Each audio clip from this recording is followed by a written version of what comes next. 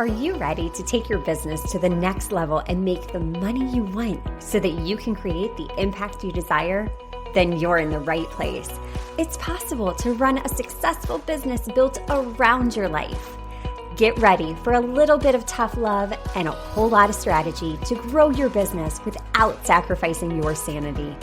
If you're ready to get out of your own way and step into the role of CEO, then let's go. I'm Amy Traw, and this is the Motivated CEO Podcast. I will tell you guys what, your mess is your message. And if we can harness that, oh my gosh, you will thrive so much faster. Today's guest is just the queen of all things confidence. She's a top ranked podcast. She has been featured literally everywhere. She's been on the Powerhouse stage. She is a top soul cycle instructor. All of the things. She is just your bestie in helping you harness your bravery and take bold action. So with all of that being said, I would love to welcome in Madison. Welcome into the podcast.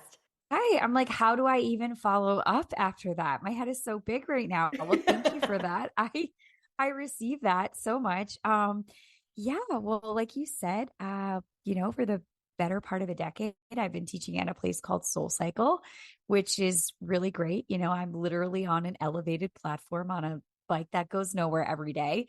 And that really is what led me to wanting to go beyond the bike. The 45-minute class to 60 people was amazing. And I felt so much impact and it's so great, but it wasn't enough to just drop that little golden nugget at the end of class as before we come up and all the confetti goes and all the stuff, the grand finale, if you will. So that's really what led me to coaching beyond the bike and booking stages and wanting to speak more and really create more impact. I feel like I've been confined to Boston to a room full of bikes for so long. And that's really what made me want to break out beyond that. And of course, COVID did that and, supercharged that a little further. And now I'm where I am today. So speaker, coach, podcast host, all the things. Oh my gosh, yeah. I love that. Creating more impact. And that's what you're doing. You're literally empowering thousands upon thousands of people every single day. And something you're so good at is really empowering others of how to turn what we view as our mess into their message. Yeah.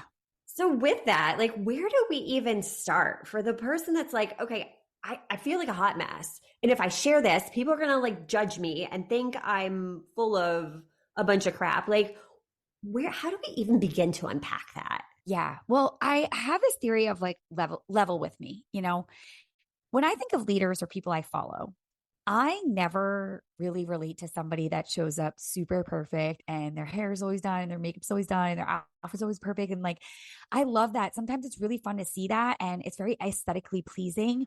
But I think I don't relate that deeply to that.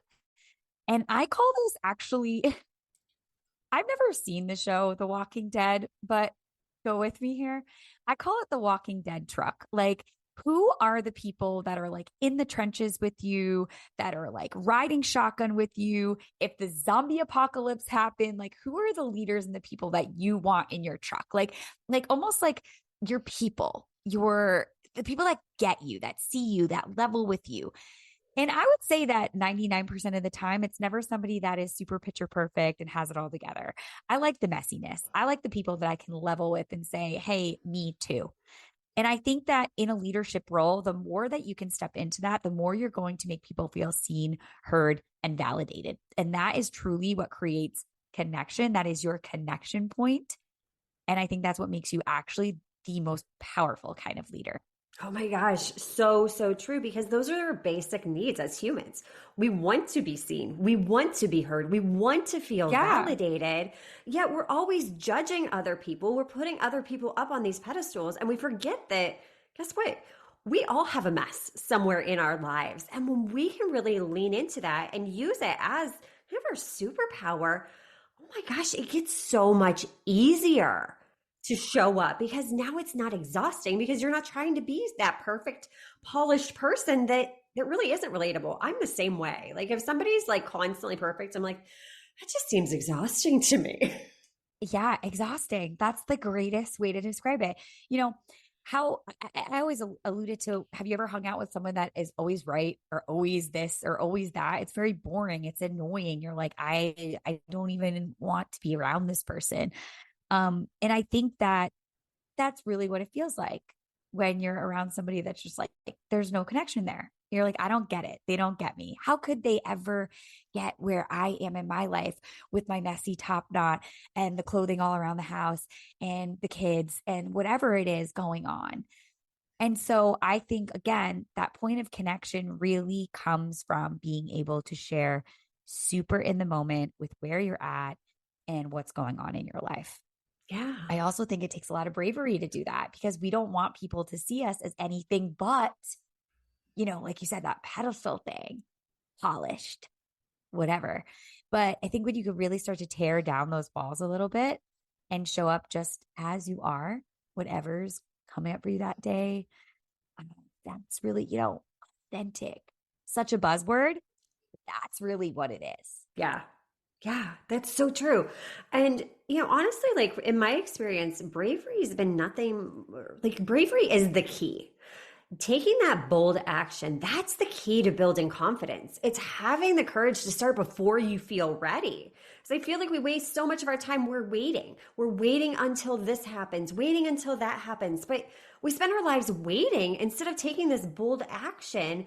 And I think a lot of it's just our ego getting in the way. And it's like once you kind of acknowledge it and say, you know what? I know you're there, but I'm gonna just step out as me. I'm going to accept myself first. That's where people start to relate to you because they're like, oh my gosh, she's got a a top knot that's all messy. Like I do that too. Oh my gosh, she's got laundry in the background. Like I have that too. Like she's a real person. I feel like that builds those deeper connections.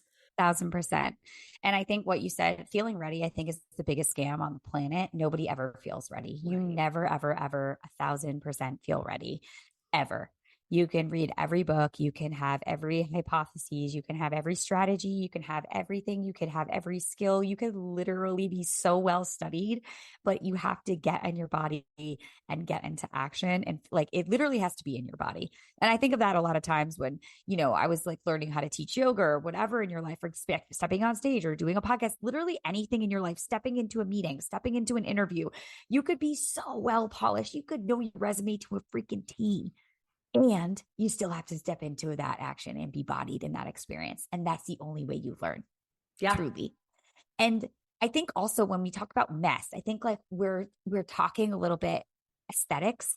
I also think that a lot of times we have certain experiences from our life that we think discredit us from showing up as leaders now. We think some level of damage or dysfunction from our past kind of disqualifies us from being successful or being in a leadership or mentorship position now, when I actually think that, again, is your deepest point of connection to people, because I guarantee that there's someone else out there that is going through something so similar that needs to hear your voice and your story. And that's going to change the trajectory of their life. Yes. And when you really flip the lens to that perspective of, what, you have so much value to share with this world. And by playing small, you're really holding back from the world and from people that you could really help if you're just willing to take that brave first step. And I love how you said, you can have all the knowledge in the world, but you have to be willing to be a beginner. It's like trying to read a book on how to swim and then you jump in a pool. Never You getting actually drunk literally have to do it, right? Exactly. You can't learn how to swim by reading a book. You have to take the action. And even though it's a little scary at first, it's by stretching outside of that comfort zone and being willing to be a beginner that, yeah, that's when you really start to grow, evolve, and make an impact on others. Yeah, I think confidence and courage are so interchangeable to me because you can't have one without the other. So anybody that you look at that has that confidence, or, you're like, oh my gosh, how do they do that? It's because at some point they had courage. They had the courage to cannonball into the pool and go swimming. We'll use that example. They had the courage to look like a beginner. They had the courage to be in their flop season. I keep laughing. Like, I feel like I'm in a flop season right now. Like nothing I do, even when I have like the viral sound and whatever, I feel like I'm in a flop season. And I'm like, you know what, whatever. If I stop showing up then that is the worst thing I can do. If you stop showing up, quitting, your end game is inevitable. You're done there. But if you keep showing up, you're going to keep learning and keep evolving and figuring it out and moving and molding and shifting. And then you get to whatever that next version of yourself is. Or you start to learn, okay, this is works, this doesn't work. And I'm using, Instagram as an example, but it could be for literally anything across the table. Yeah. Yeah. I'm interrupting this episode to share a free online networking opportunity for female entrepreneurs.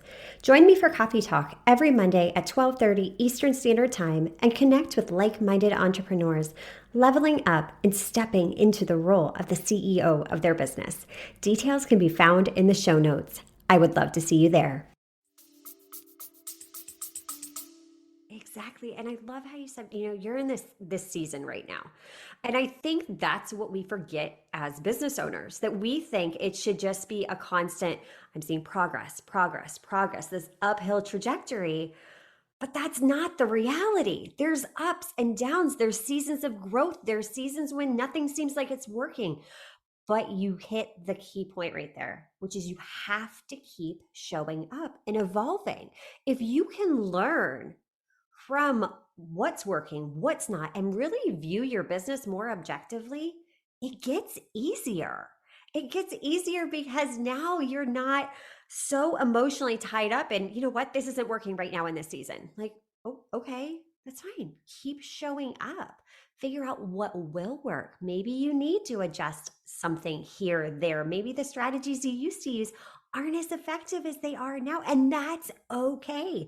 That evolution is necessary to grow as a business owner. Yeah, you nailed it right there. And I think that so many people just end up quitting because it gets a little tough or it gets a little shaky. Or, like you said, the trajectory is up, up, up, up, up, up, up. And then they have like a little dip and they're like, oh my gosh, I'm losing it all. It's all going away. Oh my gosh, oh my gosh, mayday, mayday, mayday.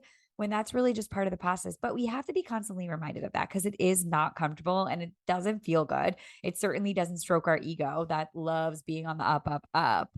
But if you really stick to your guns, then you will come out the other side. And I think that has a lot to do with, motivation is very fleeting, but discipline is forever. If you're disciplined in your action, you will figure it out because you're not always going to be on the up and you're not always going to feel motivated. But if you have the tools and principles and practice to stay disciplined and keep going, keep on keeping on, you're going to figure it out eventually. Like the ship will right itself. Yeah. I'm so glad that you said that because motivation does fade. People all the time are like, I just need more motivation. I need to get motivation to do this. And it's like, no, it's the discipline. And this is the part of running a business that's not sexy. It's not sexy to show up every single day and not have that validation because like you said, it's our ego. It's our ego getting in the way when we're so conditioned to know, okay, what's the what's the engagement rate? What's this? What's that? And we base our worth off of that. Or the trophy or the prize or this or the promotion. But there's no trophy. Yeah. There's no trophy at the end of the day, right? I haven't found one. Have you?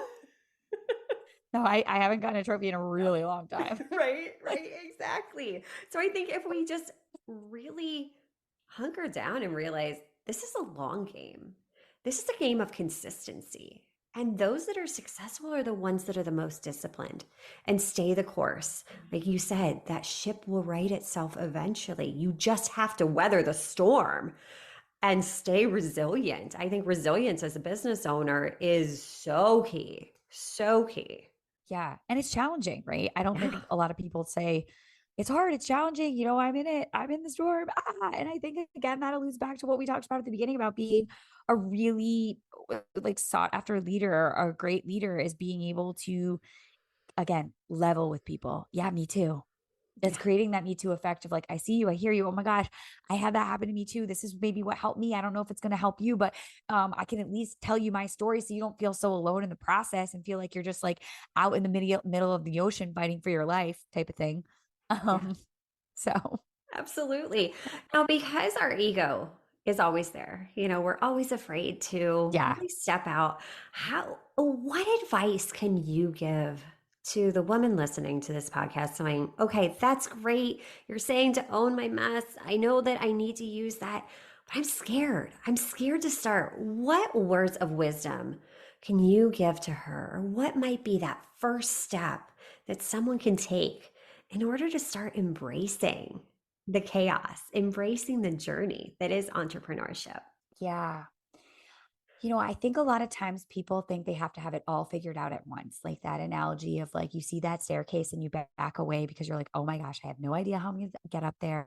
It just doesn't make sense. Even though you have each little step in front of you, you're like, no way, because you're just so focused on the top. And all you have to be willing to do is take that first step. I think so many people are searching for this like really like, oh, like emotional, like sexy, red, easy button, boom, like I'm going to feel that thing. Just take the first step. If that's like flipping open your camera and just talking to the camera and saying like, hey, this is where I'm at today. I took my kids here, I did this, or I did this, and it was crazy and great, whatever. Maybe it's just taking that first initial step of maybe going to Amazon and putting the microphone in your cart and buying it and having it show up at your house. Okay, I'm taking the first step. It's like these tiny 1% that we always discredit ourselves for taking are actually the things that add up to where we want to go. But we have to be willing to take tiny steps here and there, those tiny 1% over and over.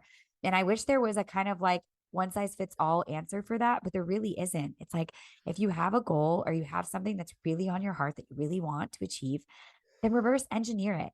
You do not have to have it all figured out at once, but you do have to take that first step. I Yeah. think of, I don't know, this is so silly, but I love movies and all the things, but I literally think of Anna in Frozen 2 when she's like stuck in the cave and she's like, just take the next right step. You don't have to have it all figured out. You don't have to know the entire thing, but you do have to be able to take a little bit of action, a little step towards where you want to go. Yeah. It's really that simple. I think that right there is the secret that everybody's searching for, because that's hard to do. It's hard to take action because, again, that ego's getting in our way. It's our biggest overhead. I know Chris Harder's always saying that, but it's true. It's doing the thing. It's taking the first step, taking the action that really will get you the results. And by playing small, you're not helping anyone. No one is benefiting from you playing small. Any one of these celebrities out there, all of these people that we've put up there on those pedestals, they started as beginners, but they were just willing to take the next step and the next step and the next step. And we forget that we all started at ground zero. I mean, yourself included. You didn't wake up one day and have a bajillion followers. It was like, no, you just kept showing up over and over and over. So we really have to give ourselves permission to start and the discipline to then keep going, to keep taking those small steps, because those small steps, when you look back, it's like, whoa, I made a lot of progress this year. I made a lot of progress this month. And I think we discount that and we don't take the time to celebrate every single win, no matter how big or how small it is. So something even as simple as, you know what? I told myself I want to start a podcast. I'm just going to put a mic in the cart. Like, stop over analyzing every single thing and start taking action, because you can always change course. You can change direction. But until you take that action, you're not going to get the results. You're not going to know what's working and what's not working. And get in the routine of it. And, like you could even take that even further. Just pull out your voice note in your car and just start talking to yourself. Start talking to yourself. I swear, if somebody had my apartment bugged, they'd be like, this girl is crazy. Like, this girl is crazy. Talking to herself all day, literally talking to myself, talking out different speaking things, talking out different ideas on podcasts, talking to myself in the shower, having full-fledged performances, like all day, being able to like be practiced in that. And, this is an example I use a lot and it's kind of silly, but a town fair, you go and you eat like, a giant turkey leg or like whatever they sell there, candy apples, the weird rides, whatever.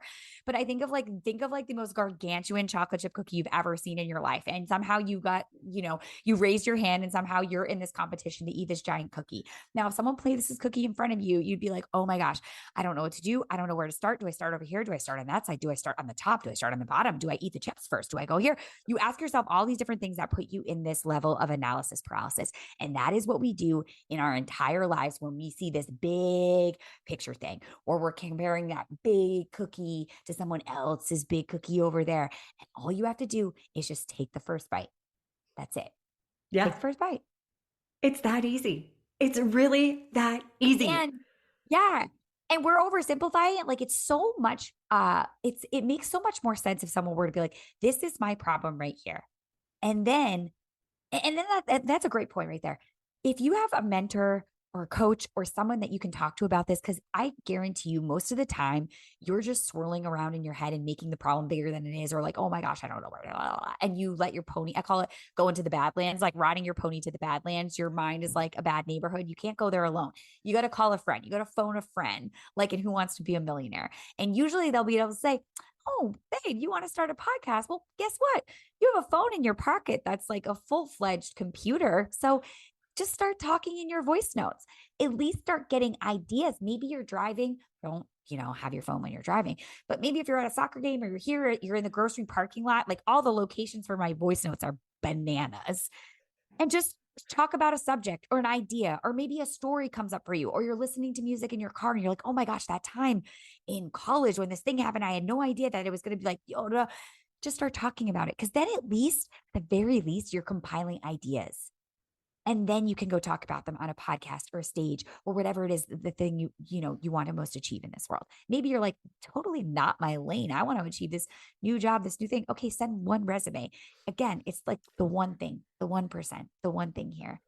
And that usually will create some level of change or start to get you in, again, that like movement, that discipline of showing up for yourself day in and day out. Yes. Showing up for yourself, because it's the action. The action creates momentum, and momentum creates results. It's as simple as this. So be bold, be courageous, and start owning your mess, because you have value to share to this world. We need you. You have the solution to someone's problem. It is your responsibility to share it. Oh my gosh, Madison, this was so much fire in such a short period of time. How can we get into your world, binge your podcast? Tell us all the things. Yes. Thank you so much for giving me the floor. So my first name is Madison. My last name is Ciccone. You can probably see that in the notes, but my handle is at MadsTads, MaddZTaddz. And fun fact about me, my maiden name is Ciccone, which also is Madonna's. So Mad Ciccone. About every Mad Ciccone handle was taken when it really became time to like create the brand for myself. So MadsTads was my high school nickname, going back to, high school, college, and forevermore will be until the next evolution. So hang out with me there, stalk my Instagram. That's where you can find my podcast, Wicked Fearless, my coaching, freebies, all that. Be sure to check out all the links in my profile. And yeah, that's pretty much where it goes down. I always say it goes down in the DM. And if you got a golden nugget or an aha moment from this podcast with Amy and I, be sure to take a screenshot wherever you are, walking your dog, on a walk, at the soccer game, in your car, at the grocery store, wherever you are. Take a screenshot and tag us on Instagram. We do this because we want to connect with you and see those ripple effects out in the world. That would mean the most to me, and I know it would mean the most to you too, Amy. Absolutely, it would. Oh my gosh. Madison, thank you so much for taking time out of your busy schedule to just share so many valuable nuggets of wisdom and takeaways with our listeners. I know I took so much away from it, and I appreciate you. Thank you so much for having me. Yes. And until next time, mamas, stop dreaming and start taking messy action. You've got this. Are you loving what you're hearing? Do us a favor and hit that subscribe button so you don't miss an episode.